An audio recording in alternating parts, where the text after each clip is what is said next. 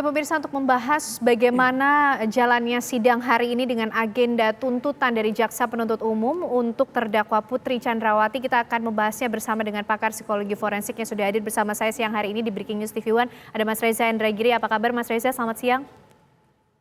Selamat siang, Assalamualaikum. Waalaikumsalam. Kabarnya seperti apa Mas Reza, termasuk melihat hasil sidang tuntutan siang hari ini, 8 tahun penjara untuk Putri Chandrawati? Masyghul, getir, kecewa, sedih, tapi terus terang saya mencoba membesar-besarkan hati saya dengan mengatakan bahwa tenang saja, tanda petik tenang saja, ini baru tuntutan jaksa. Keadilan yang sesungguhnya baru akan terrealisasi manakala hakim nanti mengetokkan palunya. Jadi selama ada rentang waktu, saya bayangkan sekitar 2 minggu sejak hari ini pembacaan tuntutan sampai kelak hakim akan menjatuhkan putusan, ada 2 minggu yang mudah-mudahan akan bisa memberikan terang kepada hati hakim untuk bisa menangkap sesungguhnya keadilan macam apa yang sudah disodorkan fakta-faktanya di ruang sidang, sekaligus mengendus ekspektasi akan keadilan yang berkembang di masyarakat yang ada di sanubari keluarga korban, yaitu mendiang Brigadir Yosua. Dengan pola pikir yang sekomprehensif macam itu, mudah-mudahan hakim akan bisa menjatuhkan putusan yang lebih adil, yang terus terang ekspektasi saya adalah hukuman yang lebih berat daripada sekedar 8 tahun. Oke, artinya tuntutan dari Jaksa Penuntut Umum bisa dibilang di bawah ekspektasi, begitu Mas Reza. Bagaimana menjelaskan kekecewaan yang mungkin digambarkan pada sidang tuntutan hari ini, Mas Reza? Ya tentu saja Jaksa Penuntut Umum punya pertimbangan ya, mengapa kemudian mereka sampai pada tuntutan 8 tahun saja. Tetapi kalau kita tinjau dari sisi lain, memang tanda petik ini kesalahannya ada pada rumusan pasal 340 KUHP itu sendiri. Kalau kita baca seksama rumusan pasal 340, pasal itu memberikan opsi 1 hukuman mati, 2 hukuman seumur hidup. Dengan adanya 2 opsi hukuman ini, maka kita bisa bayangkan bahwa pembunuhan berencana itu memang diposisikan sebagai kejahatan yang sangat serius. Karena terbukti bahwa pelakunya andaikan divonis bersalah bisa dijatuhi hukuman mati atau hukuman seumur hidup. Tetapi kontras ternyata ada opsi hukuman yang ketiga, yaitu selama-lamanya 20 tahun. Karena selama-lamanya 20 tahun, maka memang secara normatif tidak salah juga kalau jaksa mengajukan tuntutan hanya 1 tahun atau 2 tahun, karena selama-lamanya 20 tahun. Kontras antara opsi pertama 2, yaitu hukuman mati dan hukuman seumur hidup, kontradiktif betul dengan opsi ketiga, yaitu selama-lamanya 20 tahun. Karena itu saya bayangkan akan bisa lebih diterima oleh akal sehat kalau rumusannya diubah, yaitu hukuman mati, hukuman seumur hidup, dan sekurang-kurangnya 20 tahun, bukan selama-lamanya 20 tahun. Jadi yang ingin saya katakan, apapun itu saya tetap menaruh rasa hormat terhadap otoritas kejaksaan. Tetapi barangkali rumusan pasal 340 ini juga yang tanda petik sedikit banyak memerangkap jaksa untuk memanfaatkan adanya opsi selama-lamanya 20 tahun dengan mengajukan tuntutan 8 tahun saja. Tapi Mas Reza, dengan rumusan 340 yang kemudian dijadikan dasar oleh Jaksa Penuntut Umum, kalau secara pribadi Mas Reza sendiri melihat tuntutan siang hari ini, seharusnya seperti apa? Kalau tadi mungkin dibilang berarti di bawah ekspektasi, Mas Reza. Beberapa jam lalu saya bersama sejumlah kolega saya, mantan TV One juga, berdiskusi tentang apa sebaiknya tuntutan yang lebih tepat diberikan, terutama sekali kepada terdakwa Putri Chandrawati dan Ferdy Sambo.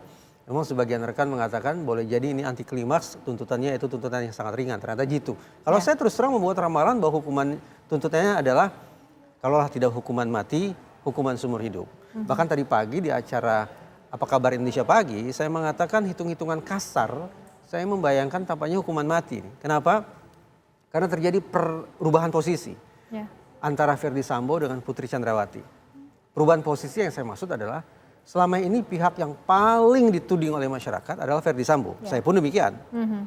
Tetapi seiring dengan pernyataan Jaksa Penuntut Umum pada tuntutan yang sebelumnya, terdakwa sebelumnya, yaitu ada perselingkuhan, maka sudah. Pernyataan jaksa itu menegaskan kepada kita semua bahwa memang sudah ada tipu daya, sudah ada akal muslihat, sudah ada kebohongan yang diutarakan oleh Putri Chandrawati ini sejak awal. Karena dia yang mengatakan dia sudah dilecehkan, kemudian berubah menjadi dia sudah diperkosa, tapi jaksa mempertegas bahwa tidak ada pemerkosaan. Yang ada adalah perselingkuhan. Betapapun saya juga tidak percaya terhadap sebutan perselingkuhan itu, namun pokok pikiran yang saya katakan adalah jaksa memastikan kepada kita semua bahwa Putri Chandrawati ini sudah berdusta. Ya. Bukan pemerkosaan, bukan kekerasan seksual, melainkan perselingkuhan. Nah, andaikan Putri Chandrawati tidak mengemukakan kebohongan itu, saya bayangkan tidak ada tombol tragedi ini yang akan dia tekan. Karena dia mengutarakan kebohongan macam itulah, yang kemudian ditelan bulat-bulat oleh suaminya, sampai kemudian Brigadir Yosua kehilangan nyawa. Coba kita bayangkan, dari tanda petik hanya sebuah kebohongan berakibat malapetaka, yang kemudian efeknya juga ke institusi Polri, yang sedikit banyak mempertaruhkan kepercayaan kita kepada institusi penegakan hukum, kemudian hanya diwakili dengan 8 tahun, tuntutannya menurut saya sungguh-sungguh tidak berimbang. Bahkan Indonesia, otoritas penegakan hukum kita juga mendapat sorotan dunia. Betul. Nah, dengan magnitude yang luar biasa dahsyat macam itu, maka sekali lagi andaikan tombol itu tidak ditekan oleh Putri Chandrawati, tidak akan terjadi seperti ini. Karena itulah tadi saya katakan, hitung-hitungan di atas kertas, ramalan saya adalah hukuman mati.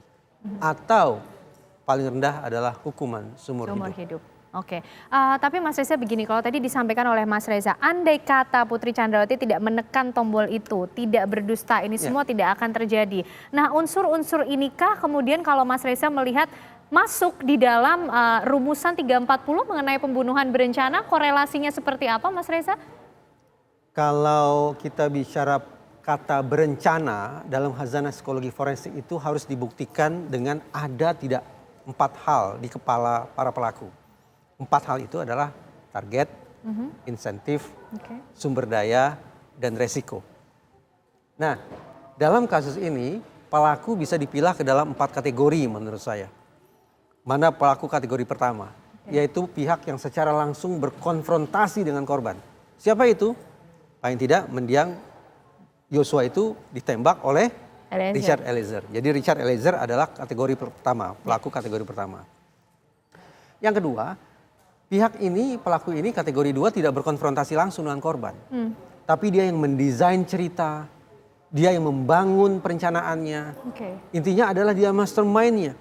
Nah, hitung-hitungan saya, Putri Chandrawati ini termasuk dalam kategori 2, yaitu membangun cerita kepalsuan itu. Selain Verdi Sambo? Ya, Verdi Sambo yang kemudian tanda petik menyempurnakannya, mematangkannya dengan perencanaan untuk menghabisi mendiam Brigadir Yosua. Yang ketiga adalah kategori di mana pelaku ini tidak berkonfrontasi langsung dengan korban, juga tidak membangun narasi ataupun perencanaan, tetapi pelaku kategori 3 adalah yang menyediakan sarana dan prasarananya, memilihkan TKP-nya di mana, menyediakan senjatanya, barangkali menyediakan sarung tangannya. Nah, pelaku kategori 4 adalah di ruang sidang sebelah, obstruction of justice, tidak berkonfrontasi, tidak membangun narasi ataupun perencanaan, tidak menyediakan sarana, tetapi merusak CCTV, mempengaruhi para saksi, merusak TKP, intinya adalah mempersulit proses penegakan hukum. Nah, dari kejauhan, apa yang bisa saya simak dari satu sesi ke sesi persidangan lainnya di TV One, yang saya bisa katakan Verdi Sambo tampaknya meraup seluruh kategori itu. Seluruh kategori 1, 2, 3, 4 ada pada Verdi Sambo. Jadi pantas kalau dia dihukum yang paling berat. Tapi jangan lupa, ada kategori 2, pelaku yang membangun narasi, kemudian membangun perencanaan, yang menurut saya 2 hal ini ada pada sosok Verdi Sambo dan juga Putri Chandrawati. Itu cermatan saya. Karena mereka berada di kategori 2, dan kategori 2 ini lebih berat daripada kategori 1, 3, dan 4, maka memang sepatutnya mereka lah yang mendapatkan hukuman yang terberat. Apa itu? Saya katakan tadi, hukuman seumur hidup masih masuk akal karena setara dengan Verdi Sambo. Atau bahkan mungkin Putri Chandrawati hukumannya adalah tuntutan hukuman mati. Bukan hukuman yang di bawah hukuman seumur hidup, apalagi hukuman di bawah 20 tahun. Yang sama dengan Kuat Ma'ruf dan juga Ricky Rizal, 8 tahun tuntutannya. Baik Mas Reza, kita nanti masih akan membahas mengenai bagaimana usai tuntutan yang diajukan dari Jaksa Penuntut Umum kepada terdakwa Putri Chandrawati. Usai jeda pemirsa, Breaking News TV masih akan kembali hadir untuk Anda.